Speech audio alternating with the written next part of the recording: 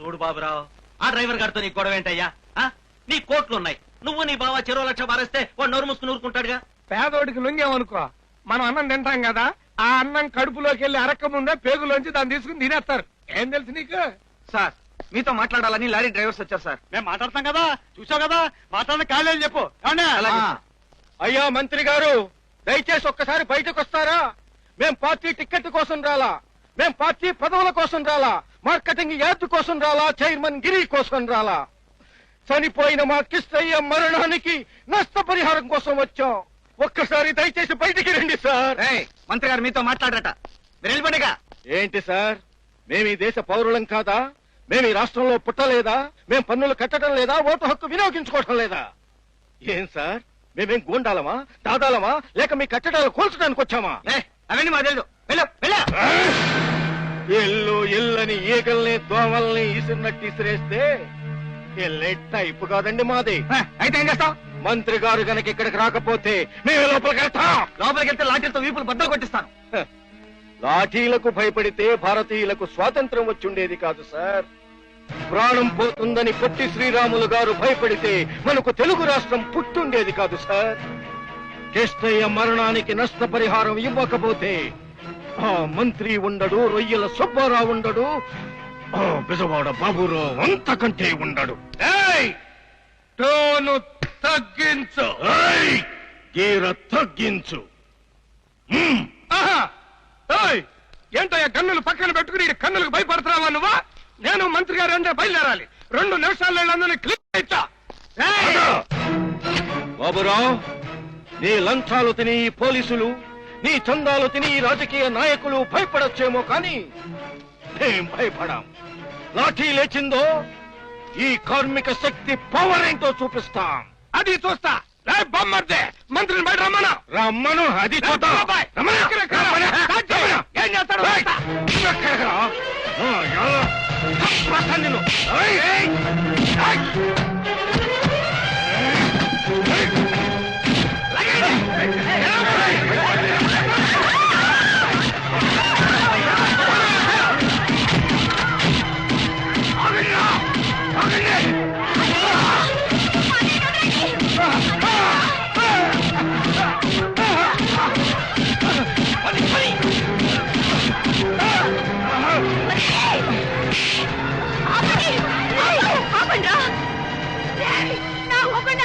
చంపేశారా? ఇదెక్కడ న్యాయం అడగడానికి వస్తే మా అన్నను పొట్టు నదిగట్టు మాస్తారా?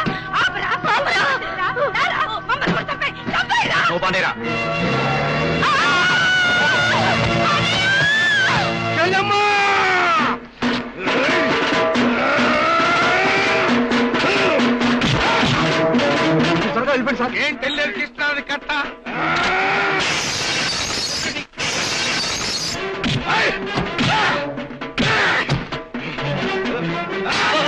ఆడు మంత్రి మీద దాడి చేస్తా అంటే చూస్తా ఊరుకుంటా వెంట.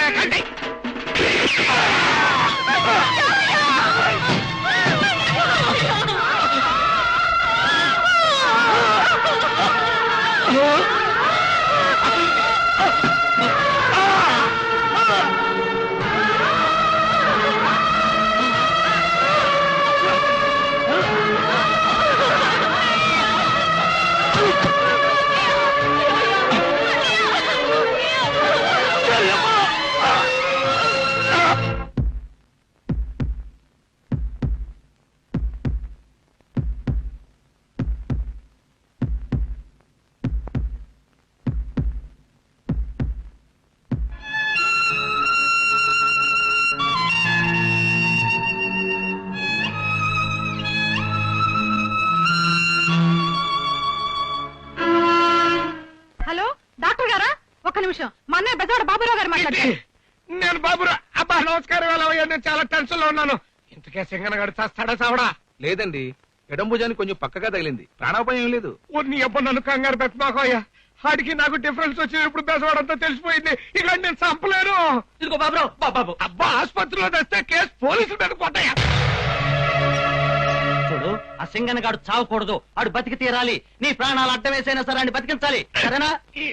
మంత్రులంటే భయపడతా, నువ్వే మంత్రివయ్యా. ఏ, నన్ను మంత్రిగా చుట్టూ నీకు ఇష్టం లేదా ఏమిటి? ఆడు పోరాటం చెయ్యకుండా ఆపాలంటే ఇదొకటే మార్గం కాదు, ఇంకా చాలా మార్గాలున్నాయి. నేను ఒక ఉపాయం చెప్తాను.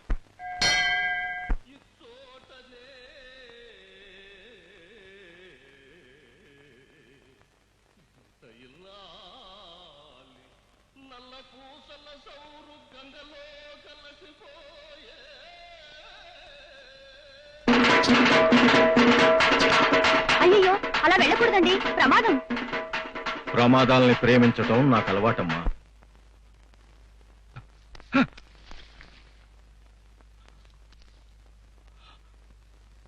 ఏమైంది?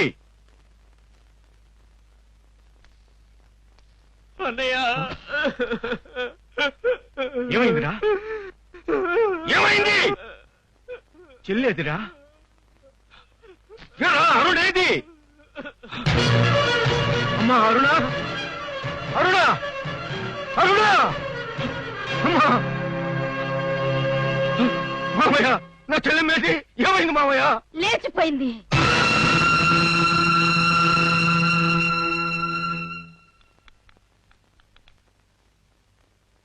ఏమన్నావు? లేచిపోయిందిరా. కట్నం ఇచ్చి నా కొడుకుని కొనుక్కోలేదని చెప్పావు కదా, అందుకని తాళి కట్టక ముందే వాడితో కాలు జారిందిరా. వాడికి సుఖాన్ని రుచి చూపించి లేపకపోయింది దొంగ ముఖం. శభాష, 25 ఏళ్లుగా నేను చేయలేని పని నువ్వు చేశావు. నువ్వు షుగర్ పేషెంట్వి, నీకు తీపి పడదు, తీపి మాటలు మాట్లాడలేవు, తీపి పనులు చేయలేవు. అందుకే వాళ్ళిద్దరూ ప్రేమించుకుని వెళ్లిపోయారన్న తీపి వార్తని లేచిపోయారన్న చేదు మాటగా మార్చేశావు. సింగన్న, నా చెల్లెలికి ఇచ్చిన మాట నేను తప్పాను గాని నీ చెల్లెల్ని పెళ్లి చేసుకుని నా కొడుకు నా మాట నిలబెట్టాడు. వాడికి నేను తండ్రిని కాదయ్యా, వాడే నాకు తండ్రి. మామయ్య, మామయ్య, మామయ్య, మన అరుణ సుఖంగానే ఉంటుంది బావయ్య. ఇక ఈ చెల్లెల గురించి పోరాడదాం. నమస్కారం సార్. నమస్కారం. సరే, నా కూతురికి పాఠాలు చెప్పాయని నిన్ను ఇంట్లో పెడితే ఏం చేసావా దాన్ని? నేనేం చేయలేదు సార్. ఏం చేయలేదా? ఏమ్మా, ఏం చేయలా? నా మనసు కాజేశాడు, నన్ను ప్రేమలో పడేశాడు. అది నిన్ను ప్రేమిస్తానంట, నువ్వు లేకపోతే బతకలేదంట. అందుకని మీ ఇద్దరికి పెళ్లి చేసేద్దాం అనుకుంటున్నానయ్యా.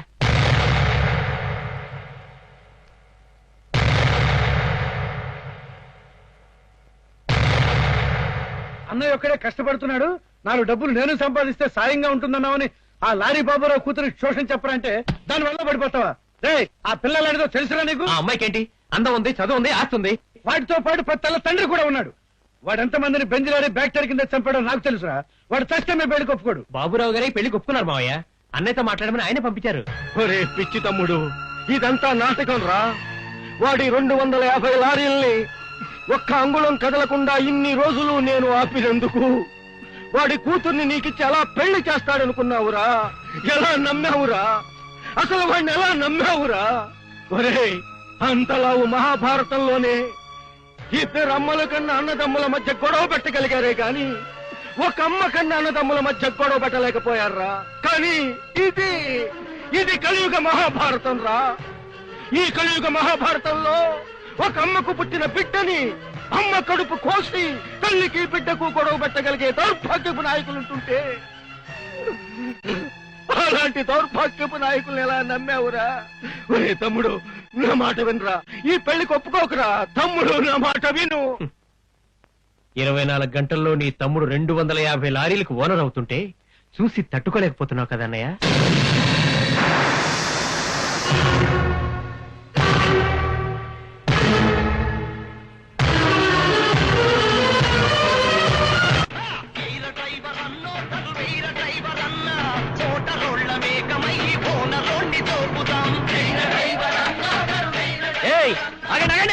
ఏంటి ఏంటి యజమాని వస్తుంటే ఏగలాగాడు పడతారు?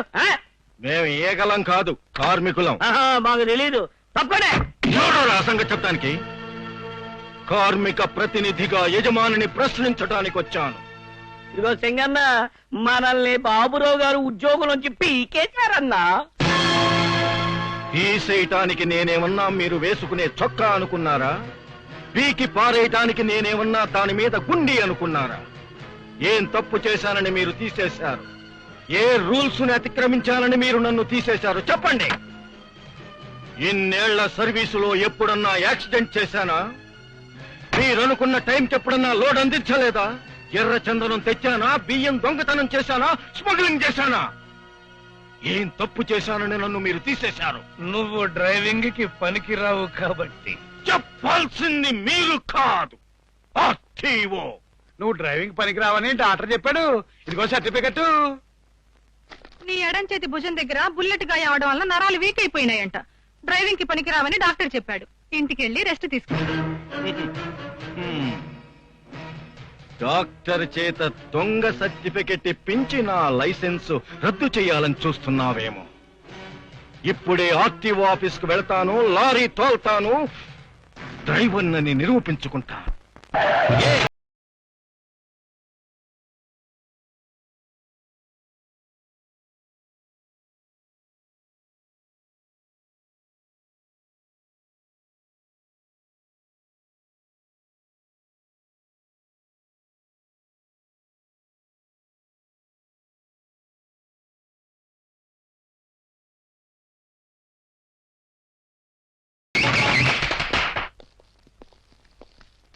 సార్ ఇంతకే నేను డ్రైవింగ్ కి పనికొస్తానో పనికిరానో చెప్పలేండి సార్. రైట్ హ్యాండ్ మీద ఒత్తిడి వచ్చినప్పుడు లెఫ్ట్ తిరిగినవన్నీ సార్ నాతో చెప్పండి. రైట్ హ్యాండ్ మీద ఒత్తిడి వచ్చినప్పుడు లెఫ్ట్ కి తిరిగినని బాగానే ఉన్నాయి. లెఫ్ట్ హ్యాండ్ మీద ఒత్తిడి వచ్చినప్పుడు 2 సార్లు గుద్దపోయావు. నీ లెఫ్ట్ హ్యాండ్ పనిచేయట్లేదు. డాక్టర్ ఇచ్చిన సర్టిఫికేట్ కరెక్ట్. నీ ఎడం చేయి పని చేయదు, నువ్వు డ్రైవింగ్ పనికిరావా, నేను సర్టిఫికేట్ చేశాను. ఆ సర్టిఫికేట్ ఇలా ఇవ్వండి సార్.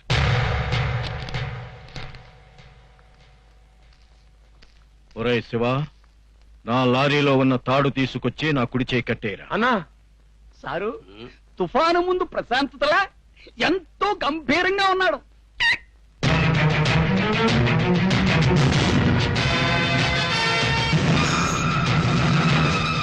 ఇప్పుడు నాకు అర్థమైపోయింది. వాడు లెఫ్ట్ హ్యాండ్ తో లారీ డ్రైవ్ చేసేస్తాడు. మీ పని ఖతం. ఈ ఎడం చెయ్యి పని చెయ్యదు కదండి. పని చేయదు. లారీ తోలటానికి పనికి రాదు కదండి. పనికి రాదు. పనికి రాదు. నీ అబ్బా!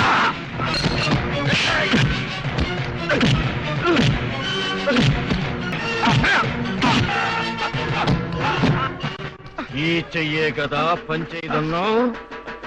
ఈ ఎడం చెయ్యి నరాలే కదా డ్రైవింగ్ కి పనికి రావని చెప్పావు.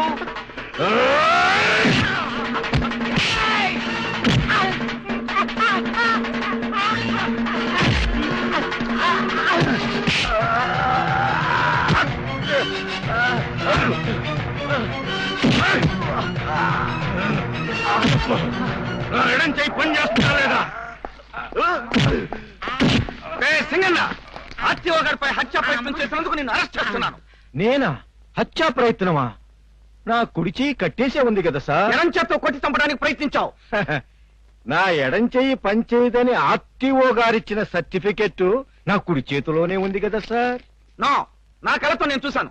ఆర్టీఓ గారు, ఇతను మిమ్మల్ని ఎడం చేత్తో కొట్టాడు కదా? కొట్టలేదు. అతని ఎడం చేయి పనిచేయటం లేదు. అలా అని సర్టిఫికెట్ నేనే ఇచ్చాను. బ్రేక్ ఇన్స్పెక్టర్ గారు, మీరైనా చెప్పండి. అతను మిమ్మల్ని ఎడం చేత్తో కొట్టాడు కదా?